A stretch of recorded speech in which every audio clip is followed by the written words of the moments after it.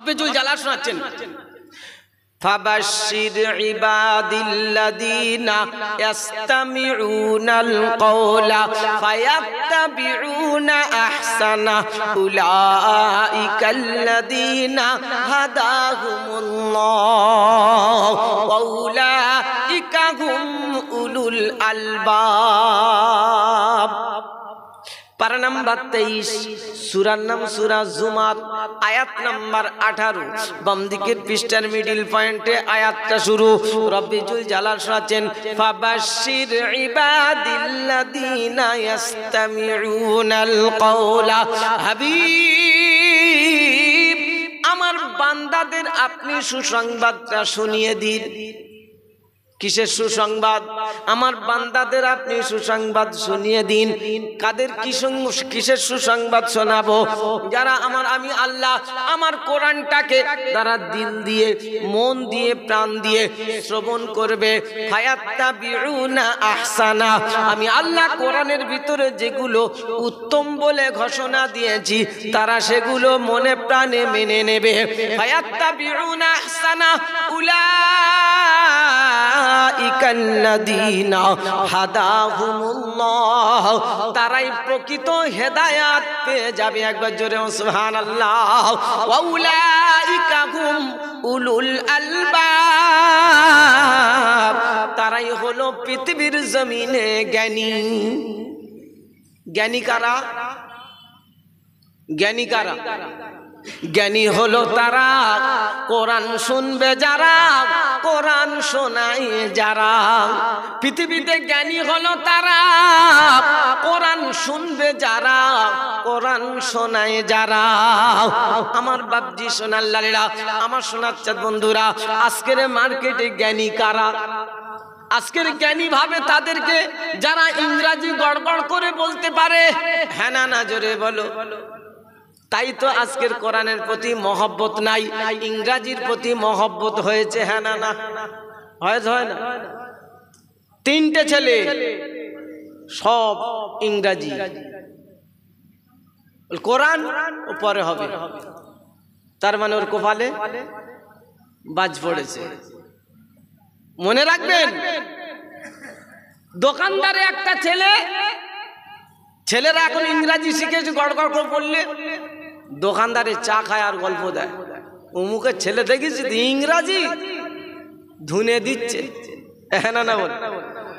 একটা ছেলে হাফেজ হয়ে এসছে, একটা আলেম হয়ে এসছে, অন্য কোনো আলোচনা নাই, অন্য কোনো গবেষণা নাই। সত্যি কপাল ভালো, ওর বাপের কপাল ভালো, ওর মায়ের কপাল ভালো, দাদুর কপাল ভালো, নসিব ভালো। বলেন এরকম আলোচনা হয়? হবে না। আরো ফিকির চলছে, আলেম হয়েছে এবার ভিক করে খাবে, মাদ্রাসা চাঙা তুলে খাবে। হ্যাঁ না না, কি হচ্ছে না? হয় না? হাফেজ হয়েছে, ভিক করে খাবে। মনে রাখবেন, কোরআন শিখেছে যারা, আল্লাহ তাদের কখনো ভিক করে খাওয়াবে না। সুবহানাল্লাহ বলে। ভিক করে তোরা খাবি, মনে রাখিস, ভিক করে খেতেই হবে একদিন। কোরআন পড়নে ওয়ালাকে মানে সবসময় উল্টো মন্তব্য। আল্লাহ হেফাজত করুক, কিন্তু মনে রাখবেন কোরআন পড়নে ওয়ালাকে আল্লাহ কতটা ইজ্জত দিয়েছে জানেন? কিয়ামতের দিন আব্বা আর মায়ের মাথায় নূরের তাজ পরানো হবে। সুবহানাল্লাহ বলে। কি তাজ? এরকম মাথা মুকুট পরানো হবে সোনার হীরের মতি দিয়ে, নূরের তাজ পরিয়ে দেবে। গোটা হাসরবাসীর মানুষেরা বলবে এরা কারা? এরা কোন দলের লোক, কোন সিলসিলার লোক, কোন পার্টি করতো, কোন দল করতো? আরে আল্লাহ বলে এরা কোনো পার্টির লোক নয়, কোনো দলের লোক নয়, কোনো সিলসিলার লোক নয়। এরা হলো তারা কোরআন পড়নে ওয়ালার আব্বা যারা, আম্মা যারা। জোরে বলেন। কোরআন পড়নে ওয়ালাদের ইজ্জত আলাদা, কিন্তু কপাল খারাপ, সেই কোরআন থেকে আমরা মাহরুম হয়ে গেছি। হ্যাঁ না বলে। এখন যদি এখানে হাত তুলতে বলি না, তো অধিকাংশ লোক হাত তুলতে পারবে না। কোরআন জানেন চাচা? না। কোরআন এমন একটা কিতাব, কোরআন হলো নূর, কোরআন কি? নূর। কোরআন হলো, কোরআনের অনেক নাম, শুধু একটা নাম নয়। কোরআনের একটা নাম হলো কুরআন, কোরআনের আরেকটা নাম হলো শিফা, কোরআনের আরেক নাম হলো নূর, কোরআনের আরেক নাম হলো হুদা, কোরআনের আরেক নাম হলো ফুরকন, কোরআনের আরেক নাম হলো জিকির, কোরআনের আরেক নাম হলো কিতাব, কোরআনের আরেক নাম হলো হাদিস। সুবহানাল্লাহ। এক একটা নামের এক একটা বরকত আছে না নাই? কোরআন হলো হেদায়াত, তাই আল্লাহ শোনাচ্ছেন হুদাল লিল মুত্তাকিন। এই কোরআন হলো মুত্তাকিদের জন্য পথ নির্দেশ। কাদের জন্য? মুত্তাকিদের জন্য। কোরআন হলো জিকির, কোরআন আরেক নাম হলো জিকির। কোরআনের অপর নাম হলো নূর। নূর মানে আলো। কি বলেন? জোরে বল। নূর মানে আলো। কিসের আলো? কোরআনের আলো। এজন্য ফার্স্ট রাউন্ডে কোরআনের উপরে ঈমান আনতে হবে। কোরআনের উপরে বিশ্বাস আছে আমাদের? আসে ইনশাআল্লাহ। সত্যি কোরআনের প্রতি বিশ্বাস যদি না থাকে তাহলে আর ওয়াজও শুনে দরকার নাই, আপনি যেমন খুশি তেমন সাজেন, দরকার নাই। আমার শোনাচ্ছে বন্ধুরা, আল্লাহওয়ালা ভাইরা, কোরআন হলো নূর। এই জন্যে এই আলোর প্রয়োজন আছে না নাই? কোরআন এই জন্য বলা হয়েছে নূর। এটা পাবেন 28 পারা, সূরা সফ, আয়াত নাম্বার 8। সুবহানাল্লাহ বলে। আল্লাহ শোনাচ্ছেন ইরিদুনা লিয়ুতফিউ নূরাল্লাহ আল্লাহু বিআফওয়াহিহিম ইরিদুনা লিয়ুতফিউ নূরাল্লাহু বিআফওয়াহিহিম আল্লাহু মুতিম্মু নূরিহি ওয়ালাউ কারিহাল কাফিরুন।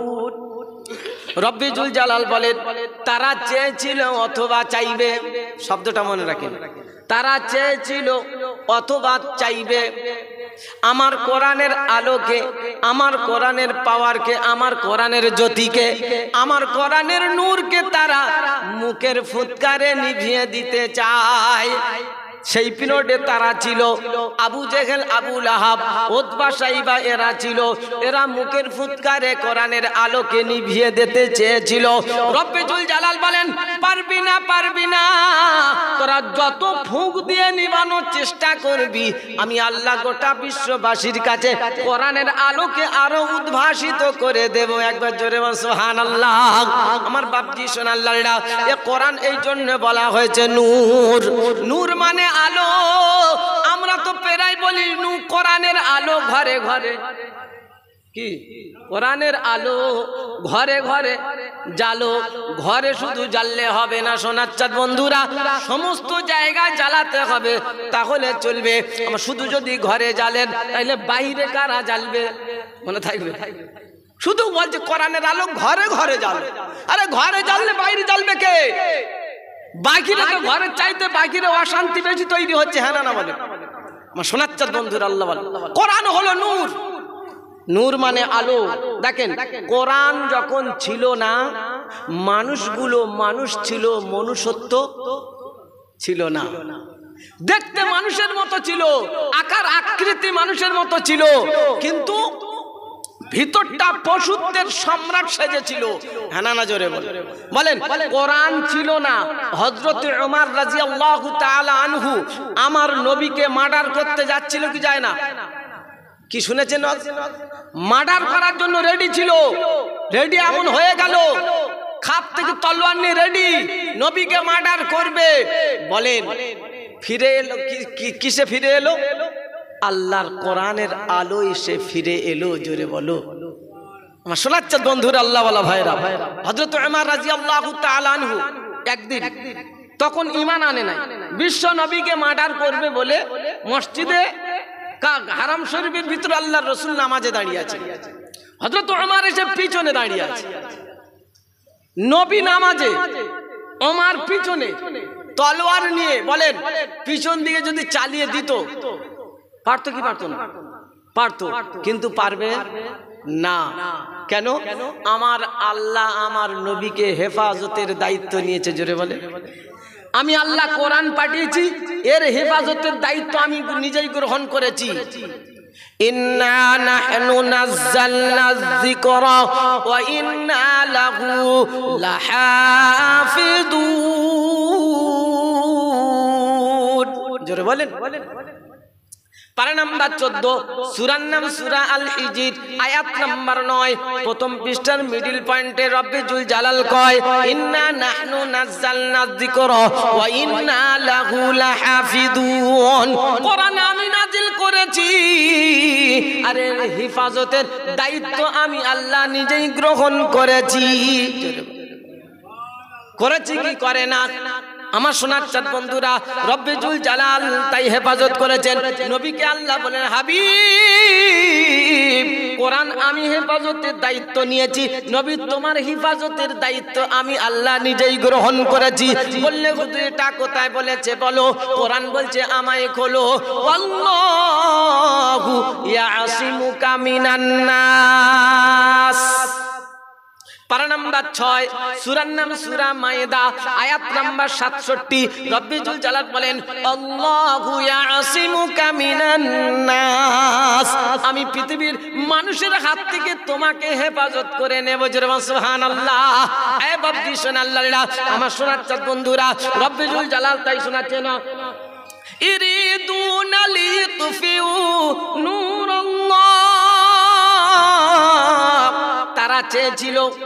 তারা চেয়েছিল মানে সেই পিরিয়ডে আবু জেহেল, আবু লাহাব, উতবা, সাইবা ছিল। আজকে তো তারা চেয়েছিল সেই পিরিয়ডে তারা কোরআনকে বন্ধ করার জন্য, কোরআনের আলোকে নিভিয়ে দেওয়ার জন্য, কোরআনের জ্যোতিকে নিভিয়ে দেওয়ার জন্য তারা উঠে পড়ে মিটিং করেছিল।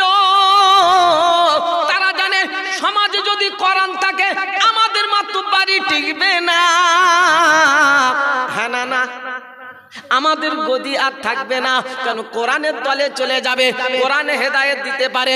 রব্বুল জালাল তাই শুনেছেন, হেদায়েত যদি পেতে চাও কোরআনের কাছে এসে হাজির হও। আমার বাপজি সোনাল্লালেরা, আমার সোনার চাঁদ বন্ধুরা, ওরা চেয়েছিল মুখের ফুৎকারে কোরআনের জ্যোতিকে নিভিয়ে দিতে চায়। রব্বুল জালাল বলে কখনো পারবি না। কেন? কোরআনে হেফাজতের দায়িত্ব আমি নিয়েছি, তোমরা ফুঁক দিয়ে পারবে না। আমার সোনার চাঁদ বন্ধুরা, আল্লাহ ওয়ালা ভাইরা, রব্বুল জালাল বলেন তারা চেয়েছিল অথবা চাইবে। শব্দটা মনে বুঝতে পারছেন কি?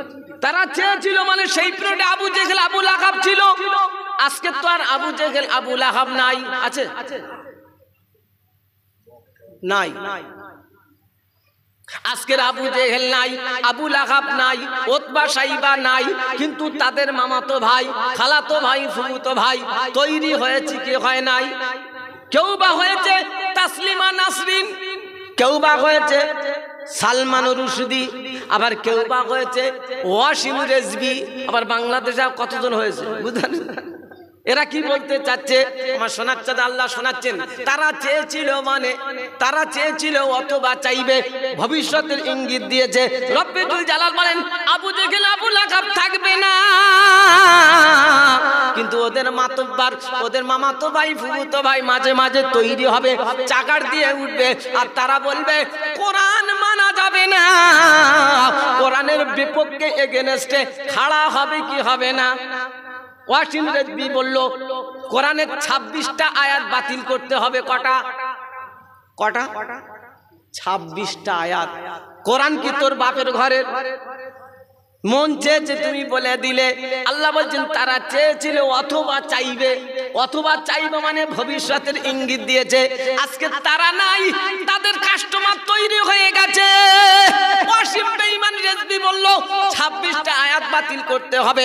রব্বুল জালাল বলেন 26টা দূরের কথা, আমার কোরআনের একটা জাবার, একটা জের, একটা পেশ নকশা পরিবর্তন করার ক্ষমতা কারো নাই। আর মন খুলে বলেন পারবে? পারবে না। একটা আয়াত তো দূরের কথা, একটা জাবার বাদ দেওয়া যাবে না, আর বাদ দেওয়ার ক্ষমতা কারো নাই। আর রব্বে জুল জালাল হাবিব ওয়াতলু মা উহিয়া ইলাইকা মিন কিতাবি রাব্বিক লা মুবাদদিলা লিকালিমাতি। পারা নাম্বার 15, সূরার নাম সূরা কাহাফ, আয়াত নাম্বার 27, একদম বাম দিকের পৃষ্ঠার মিডল পয়েন্টের উপরে আয়াত। কোরআন শোনাচ্ছেন ওয়াতুলু মা উহিয়া ইলাইকা মিন কিতাবি রাব্বিক। হাবিব, আপনার উপরে যে আমি কোরআন অবতীর্ণ করেছি, নাজিল করেছি, এই কিতাবকে আপনি তেলাওয়াত করতে থাকুন, আবৃত্তি করতে থাকুন, পড়তে থাকুন। রাব্বিক ওয়াতলু মা উহিয়া ইলাইকা মিন কিতাবি রাব্বিক লা মুবাদদিলা লিকালিমাতি। এই কোরআনের একটা জাবার, একটা জের, একটা প্রশ্ন, একটা পরিবর্তন করার কারো ক্ষমতা আমি দিই না। এ বাপজি শোনাল্লাহ আমার শোনাচ্ছেন বন্ধুরা, রব্বুল জালাল তাই শোনাচ্ছেন, কখনো তারা পারবে না মুখের ফুৎকারে কোরআনের আলোকে নিভিয়ে দিতে চায়। তারা যত ফুঁক দেবে আমি আরো গোটা বিশ্ববাসীর কাছে কোরআনের আলোকে উদ্ভাসিত করে দেব। সুবহানাল্লাহ। তার নমুনা একটা আপনাদের দিই।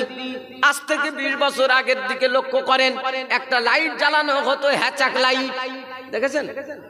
মুরব্বীরা দেখেছে, আর মুরব্বীরা তো দেখবেন, আমি দেখেছি মানে তো আপনারা দেখবেন।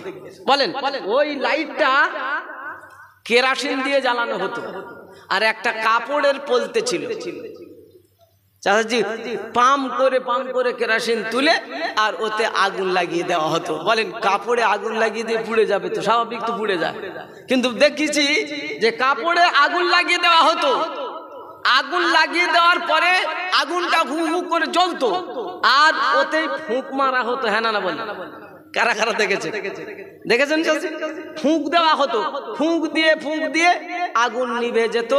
ভিতর থেকে এবার একটা আলোর প্রকাশ, একটা আলো, একটা জ্যোতি বেরিয়ে আসতো, আর সেই আলোয় অনেক দোকানদারি করতো।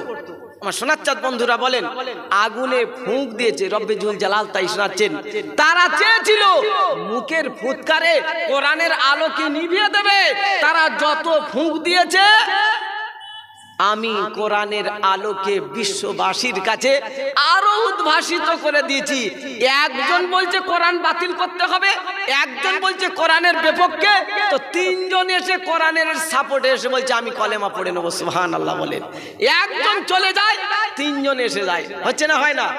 আপনি প্রত্যেক দিন খবর জানেন না, গোটা বিশ্বের বাজারে একজন কোরআনের বিপক্ষে যায় তো 5 জন এসে হাজির হয়। রব্বে জুল জালাল তার কপাল ভালো, নসিব ভালো, তাদেরই ভাগ্য ভালো যারা কোরআন পেয়েছে। আমরা পেয়েছি না পাই নাই? বলেন, পেয়েছি না পাই নাই? পেয়েছি, কিন্তু কাজে লাগাতে পারলাম না। হযরত ওমর, বলতেছিলাম, হযরত ওমর বিশ্ব নবীর পিছনে দাঁড়িয়ে আছে। অনেকদিন চিন্তা ভাবনা নিচ্ছে, মারবো। নবী এসে নামাজে দাঁড়িয়ে আছে। কোরআন কি আলো, তার নমুনা দেখেন। হযরত ওমর পিছনে দাঁড়িয়ে আছে, খাপ থেকে তলোয়ার চালিয়ে দিলেই হয়ে যায়, কিন্তু পাচ্ছে না। কেন? আল্লাহ বলছেন আল্লাহু ইয়াসিমুকা মিনান নাস, মানুষের হাতে আমার নবীকে হেফাজত করবে। জোরে বলেন সুবহানাল্লাহ। হযরত ওমর দাঁড়িয়ে আছেন, নবী কোরআনে কারীম তেলাওয়াত করছেন নামাজের ভিতরে। নবী তো জানে না, এই জন্য অনেকের ধারণা হলো নবী গায়েব জানে। এটা একদম বিলকুল ভুল ধারণা। মনে রাখবেন, নবী গায়েব জানে না। নবীকে যেটা জানানো হতো নবী সেটাই জানতেন। আচ্ছা বলেন, নবী যদি গায়েব জানতো তাহলে হযরত ওমর যে তলোয়ার নিয়ে দাঁড়িয়ে আছে নবী জানতে পারতো না? কি বলেন, আপনি কি বলছেন? নবী তো জানতে পারতো, কিন্তু নবী তো আমার রবের সঙ্গে কানেকশন জুড়ে দিয়েছে। রবের সঙ্গে কোরআনে কারীম নামাজের ভিতর তেলাওয়াত হচ্ছে। আর বলেন, কোরআন যখন নামাজিরা নামাজে দাঁড়িয়ে তেলাওয়াত করে, মনে রাখেন ওই কথাটা আমার রবের সঙ্গে হচ্ছে। জোরে বলেন সুবহানাল্লাহ। আমার বাপজি শোনাল্লাহ, রবের সঙ্গে তখন ডাইরেক্ট কথা হচ্ছে। ওই সময় তো ধ্যান তো আলাদা হবে, ঠিক কিনা? আর আমাদের ধ্যান আলাদা। আমারও তো ধ্যান, তার মানে নামাজে তো কোরআন সূরা নাই বলে তো তাই ফ্যান গুনে বেড়ায়। পার্টি আছে না নাই? ওরে আল্লাহ, নামাজে দাঁড়িয়ে নামাজে পড়েছে, আত্তাহিয়াত পড়ছে, মনে মনে করছি না নামাজ পড়ছে, পকেট থেকে টাকা বার করে গুনে এনে দেখে নে, ফের পকেটে রেখে দে, দেখি না দুই দিকে সালাম ফেরাচ্ছে।